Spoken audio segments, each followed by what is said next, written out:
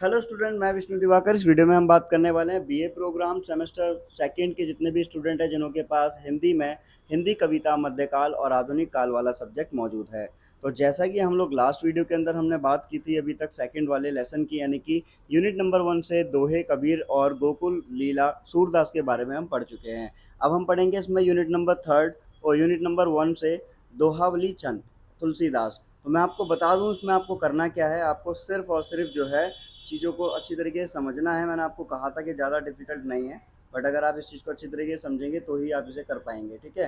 तो दोहावली छंद जो तुलसीदास है, इसके अंदर आपको क्या क्या पढ़ना है। देखो, आपको इसमें जो है लोक कवि तुलसीदास के संबंध को जान पाएंगे आप। ठीक है।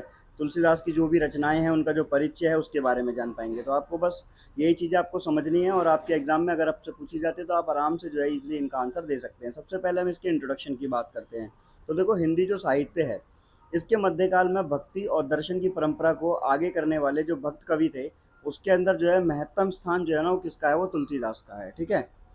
उसके बाद में जो इनका परिचय है वो देख लीजिए कि जो मध्यकाल के अनेक कवियों की भांति ही तुलसीदास के जो जन्म समय, जन्म स्थान आदि के संबंध में जानकारियां जो है वो अधूरी और विवादग्रस्त है। बताया गया है कि विवादग्रस्त क्यों बताया गया कि मतलब सबके सब अपनी अपनी जो है गणना करते हैं कि भाई इनका जन्म यहाँ हुआ था, वहाँ हुआ था। तो ऐसा कुछ भी नहीं है, बल्कि इनकी जानकारी भी अधूरी प्राप्त हुई है। और विद्वानों के एक वर्ग के अनुसार तुलसीदास का जो जन्म है वो 1554 में हुआ है। दूसरे वर्ग के अनुसार उनका जन्म जो है 1583 में हुआ है। तो यानी कि हर जगह पर दोनों दोनों में क्या है, भेदभाव दिए गए हैं कि किस जगह से किसी ने बोला है कि भाई 1554 में जन्म हुआ है, किसी ने बोला है 1583 में जन्म हुआ है। तो ये तो हो गया इनका इंट्रो, यानी कि इनका परिचय। फिर हम देखते हैं इनका व्यक्तित्व कैसा था और क्या था। देखो, तुलसीदास के संपूर्ण काव्य का मूल विषय जो है रामकथा है। यानी कि तुलसीदास जी ने जो भी संपूर्ण जो विषय अपना रखा था वो रामकथा रखी थी, और ऐतिहासिक पौराणिक रामकथा को अपनी भक्ति भावना से पुष्ट कर अपनी रचनाओं में प्रस्तुत किया है। और उन्होंने इसी रामकथा को जो है उन्होंने अपने भक्ति भाव से क्या करा है, अपनी रचनाओं में प्रस्तुत किया है। सॉरी। उसके बाद देखेंगे तुलसी की जो सर्वोत्तम रचनाएं हैं वो कौन कौन सी है। रामचरितमानस, विनय पत्रिका, कवितावली, गीतावली, दोहावली जो हम पढ़ रहे हैं अभी। ठीक है। ये सब जो है इनकी महत्वपूर्ण रचनाएं हैं। अब इसकी लोकप्रियता के बारे में पढ़ेंगे तो देखो, छोटे छोटे टॉपिक्स आपको आराम से समझ में आ जाएंगे। क्वेश्चन में कुछ भी आ जाए तो आप लिख सकते हो इनकी प्रमुख रचनाएं क्या थी, इनका जीवन परिचय क्या था, इनकी लोकप्रियता क्या थी, आपको नंबर पूरे मिल जाएंगे।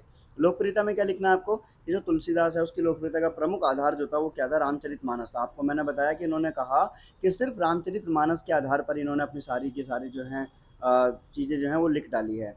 आगे बताया गया है कि हिंदुओं का जो बाइबल, ये भी बोलते हैं, वो जो ग्री एंसरनर थे उन्होंने क्या बोला कि भाई ये जो तुलसीदास जो लिखा है ना, उन्होंने ये क्या लिखा है, ये जो है हिंदुओं का बाइबल है पूरा। यही काव्य कवि के व्यक्तित्व और विचारधारा का पूर्ण प्रतिनिधित्व करने की क्षमता रखता है। यही एक ऐसा ग्रंथ है जिसमें निरूपित शाश्वत जीवन मूल्य और उदात्त आदर्श इसे विश्व वर्णन का महत्वपूर्ण अंश बना देते हैं। यानी कि जो पूरा का पूरा जो जीवन है हमारा, ये सारे जो आदर्श हैं वो सब कुछ इसके अंदर है। उन्होंने राम के रूप में आदर्श और मर्यादा को जो प्रतिमान स्थापित किया है, वही रामचरितमानस को समाज के प्रत्येक वर्ग में समादर दिलाने में समर्थन हुआ है। तो कहने का मतलब क्या है कि वो बताते हैं कि जो राम के रूप में आदर्श, ऐसी मर्यादा के रूप में, और वही रामचरितमानस के द्वारा वो जो है समाज के प्रत्येक वर्ग को जो है बिल्कुल जो बराबरी का हिस्सा दिलाना चाहते हैं। यहाँ तक हो गया।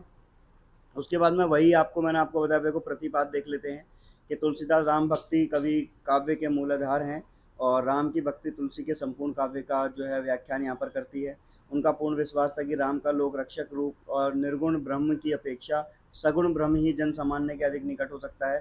तो ये सारी चीज़ें इसमें इन्होंने जो है दोहावली के अंदर बताई है।